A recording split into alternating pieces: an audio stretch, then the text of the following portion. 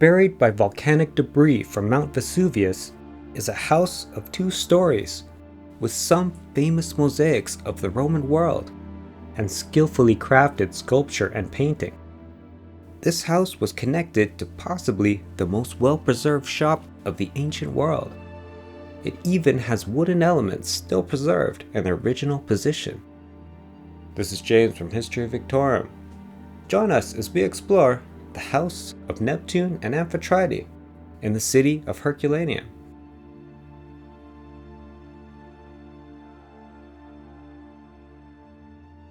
The house of Neptune and Amphitrite is located on a street called Cardo 4 in the ancient Roman city of Herculaneum, which is about 10 miles away from the city of Pompeii. The first thing ancient visitors would see is this shop facing the street. The shop had a door that connected it to the rest of the house. It's a bit difficult to film since it's behind this metal grate, but we will do our best. This shop is a must-see when visiting Herculaneum. This was a common type of shop in ancient Rome which sold food and wine, but this one is among the most well-preserved shops in all of antiquity. The eruption of Vesuvius had a different impact on various parts of the city. In some areas, the combination of very high temperatures and a lack of oxygen allowed wooden elements to carbonize, preserving them in their original position. This shop had the ideal conditions and has the most preserved wood of any ancient shop. Wooden bracts for amphorae of wine still survive, and some have been partially reconstructed. One of the most unique parts of this shop is this wooden partition with a lattice pattern, beautifully preserved in carbonized wood. Above is a sort of loft which could be used for more storage. In addition to the preserved carbonized wood, the remains of food sold here was also carbonized. Food was stored in these jars called dolia, which are built into the countertop. Carbonized remains of grain, chickpeas, and fava beans were discovered. These were popular foods in ancient Rome. One ancient recipe describes mashed fava beans, which are served with a sauce created from egg yolks and spices. These foods are still popular in the region today, with chickpeas being the key ingredient of hummus. An ancient stove can be seen in the corner, which was used to heat food and drink for customers.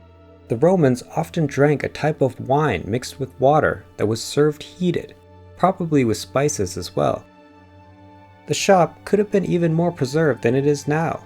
Tunnelers in the 18th century destroyed part of the countertop and also removed some of the house's painted decoration and other objects. The main highlight in the interior of the residence is this open-air courtyard in the back of the house, whose walls are covered with paintings and mosaics.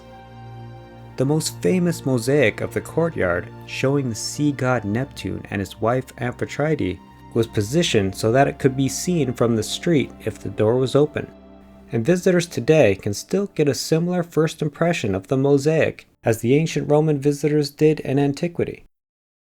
The courtyard has the most extensive surviving wall mosaics found anywhere in Pompeii or Herculaneum.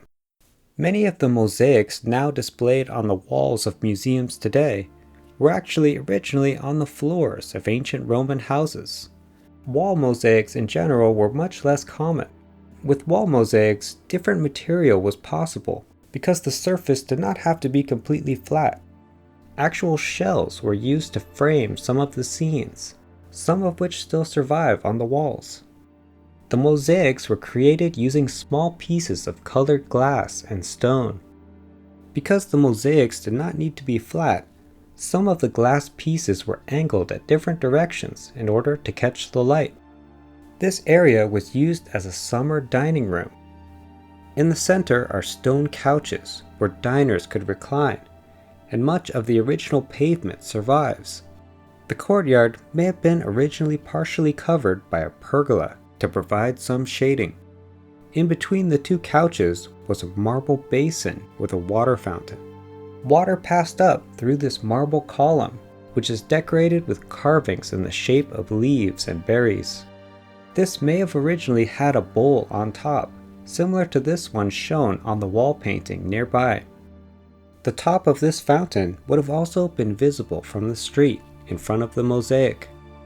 The water for the fountain was first stored in a water tank, which was supplied from the aqueduct. The tank is hidden behind this elaborate mosaic on the north wall, which is adorned with various detailed scenes. The mosaic wall has 3 niches. The 2 rectangular niches on either side are believed to have held lampstands to illuminate the area at night.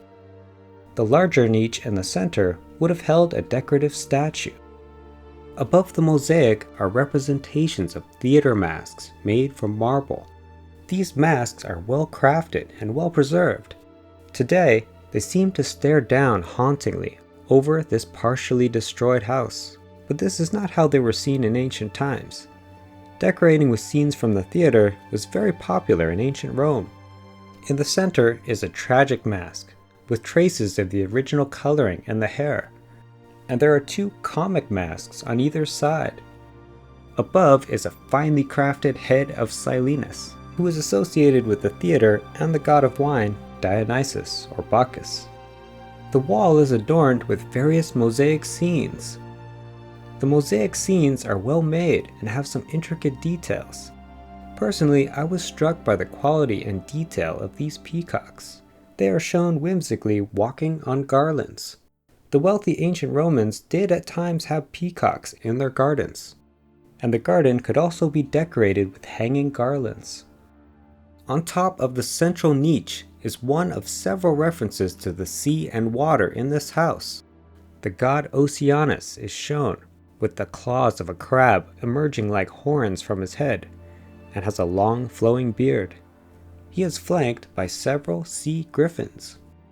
The most well-known part of the house, and possibly one of the most famous mosaics of the Roman world, is on this east wall. It shows the god of the sea, Neptune or Poseidon, and his wife, Amphitrite. She is not to be confused with the more well-known Aphrodite. Amphitrite was a goddess of the sea, the mother of Triton, and is mentioned occasionally in ancient myths, such as in this scene with the hero Theseus. Neptune holds a trident in his right hand, and Amphitrite holds a staff. Upon looking closely, I was impressed by all the different colors that went into her garment. These figures are made from stone, and the framework around them is made from colored glass. The figures are shaded as if they are being lit from the right side. Above is a sort of shell pattern shaded in various colors, and there are also various other patterns with a blue background. On the sides are 2 columns, giving the impression that the gods are standing in a temple, or possibly a household shrine. The mosaic is framed by a line of shells. This house was not quite large enough to have a garden area, and the painted decoration in the walls is meant to evoke that type of garden scene, which was more common in larger Roman houses.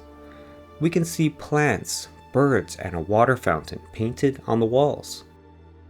This small outdoor dining area in the courtyard was probably only large enough for about 2 or 3 people. Adjacent to this courtyard was another large room, which would have served as the main dining room of the house. A large area of mosaic floor can be seen in its original position. The walls were decorated with a red color scheme, and we could still see some glimpses of architectural scenes. This mythological scene, now in the Archaeological Museum of Naples, is believed to have once adorned the walls of this room. It shows a scene involving Phaedra. She sits on a gilded chair next to her nurse, to whom she had told of her scandalous love for Hippolytus, who stands to the right. This dining area, along with various other rooms, was connected to the fairly spacious atrium. Much of the atrium has been destroyed, but some of its original pavement remains, which is made from various materials with some marble chips mixed in. This type of flooring is relatively inexpensive compared to some of the other decoration of the house, and it may be that the house was being renovated at the time of the eruption. The usual impluvium, which is made from marble, can be seen in the center. and the basin of a former fountain can be seen here. In this small room connected to the atrium, we can see remnants of some more luxurious flooring which once existed. In a typical layout for a Roman house, this room would be used as a tablinum, which is for conducting business. But the room is very small. See this example of another tablinum from a house across the street, which is quite a bit larger. It almost seems as if it were designed solely as a viewing area for the mosaics in the adjoining room, which is how visitors use it today. Some of the most intriguing finds in the house were from this area in the corner of the atrium, which formerly held a household shrine, or a lararium, which would have looked something like this one from the House of the Menander in Pompeii. This shrine was unusually made from marble. Marble panels were found painted in red monochrome, which may have originally had other coloring as well. The signature of a painter was found on this panel, who was named Alexander the Athenian. To give you an idea of how rare this is, there is only one signature of a painter found anywhere in the city of Pompeii. This well-preserved panel is also believed to have been part of this shrine, and is signed by the same artist, Alexander the Athenian. Not all ancient art from Roman times was created equal, and the presence of this well-made scene, which is one of my favorites, and other paintings in the house shows a certain level of taste of the owner. These two women here are identified as Leto and Niobe, and below are a group of women playing knucklebones, which is an ancestor of the modern-day game of jacks. It is believed that the women playing knucklebones are some of the children of Niobe, who, according to the myth, would soon be killed by Apollo and Artemis. In addition to this lower story we have seen so far, some of the upper rooms can actually still be seen with their original furnishing and painting, along with inscriptions that give us insights into daily life of the occupants of this house. The city of Herculaneum was buried in volcanic debris to a much larger depth than the city of Pompeii. This allowed the second story of houses to be preserved. The wall on the upper story of this house, which faces the street, was completely destroyed, either by earthquakes or other effects of the eruption. As a result, we can see directly into this upper level. A small marble table can be seen here, and in a room nearby, which we can see above the shop, is the bronze leg of a bed.